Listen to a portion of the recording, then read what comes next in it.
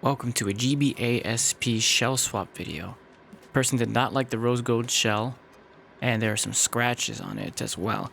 But the screen is the AGS-101 screen, which is much brighter than the original GBA SP screen. So we're going to keep the screen and swap the shell.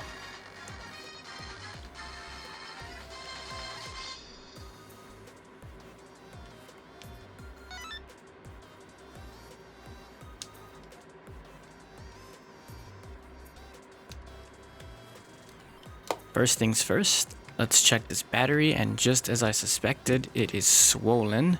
So we are going to put that to the side and replace that eventually. Here is the new shell. It is a transparent blue shell that will make a nice replacement for the rose gold pink.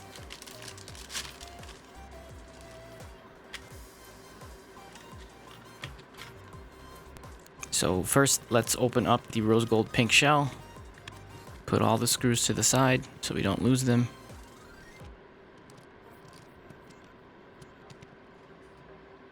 Remove the ribbon cable that connects the screen to the motherboard.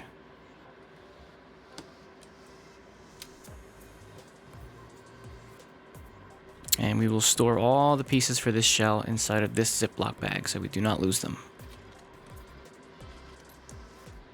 I'm going to remove the rubber feet on the screen here. This prevents the screen from slamming down too hard on the control panel. This is necessary in order to get to the screws that will help me remove the screen. I'm using tweezers here. I'm trying not to damage them because you have to kind of claw at them to get them to come out. They're in there with adhesive.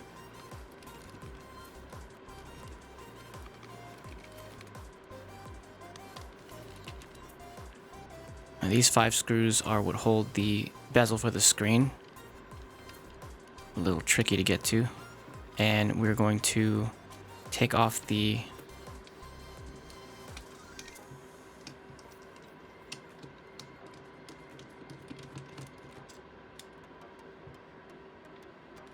now we can remove the back part of the top screen and remove the original AGS-101 screen. I'm going to do a isopropyl alcohol clean on this motherboard. Make sure there's no dirt of any kind.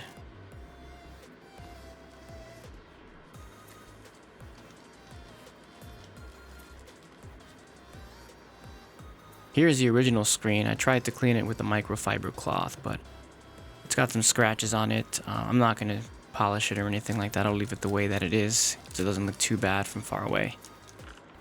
We're going to seat the old screen in the new shell.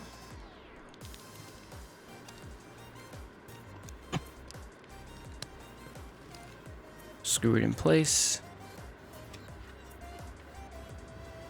We will slot the ribbon cable through the bottom part behind the control panel. And we will pop the hinges out of the original shell. We're going to have to use these later. As you can see, I let that one fly. But we found it. And now we are forcefully inserting it into the new screen. As you can see, it took quite a bit of force there. But there it is. Opening and closing. Now there's something I did incorrectly here, and we'll get to it later, but there's something I did with the hinges there that we will rediscover later, unfortunately, but I'm going to continue for now. I am popping the ribbon cable into the motherboard, from the screen to the motherboard, replacing the buttons and the membranes that allow the buttons to make contact with the motherboard, and the speaker. Now I'm only going to put 1 screw in here because I want to test it before I close everything up. Everything fits so far, which is a good sign. Again, just 1 screw here to keep it together. And here is our replacement battery. It has almost triple the amount of battery life than the original GBA SP. The AGS-101 screen is actually pretty battery efficient, so the battery on this thing should last a long time. Now you may have noticed that I have to reopen this thing. That's because I forgot to screw in the plastic piece that covers the front part of the hinge.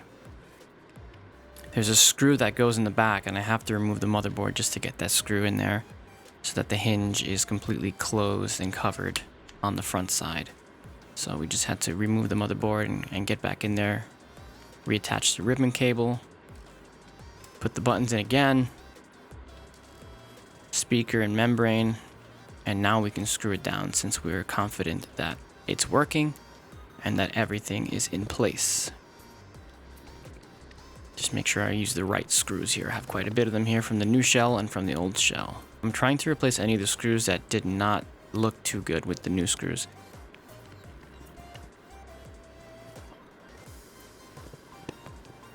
Now you can see why I was talking about something I did wrong with the hinge, and it's that it doesn't close all the way. It turns out that the hinges go a specific way, and I put them backwards, so it does not snap when I open and close it. But I didn't show that part, but I basically reopened it and reassembled it a third time.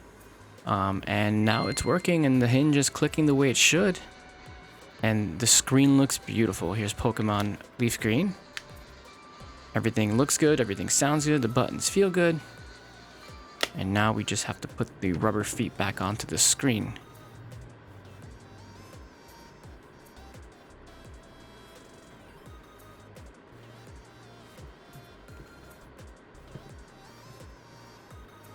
Lastly, we will put the brand new sticker on the back here. And the Nintendo sticker on the front here.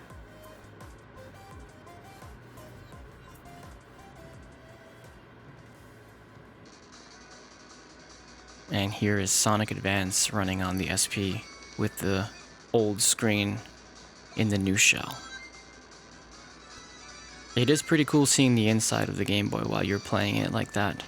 I'm not sure I'm a fan of how it looks when you close it, but while it's open it looks pretty cool. And of course I have to include my stamp of approval on the back here. Feel free to send me your old game consoles. I will modify them for free. I enjoy doing it. You just pay for the parts. This was another successful modification. Thanks for watching.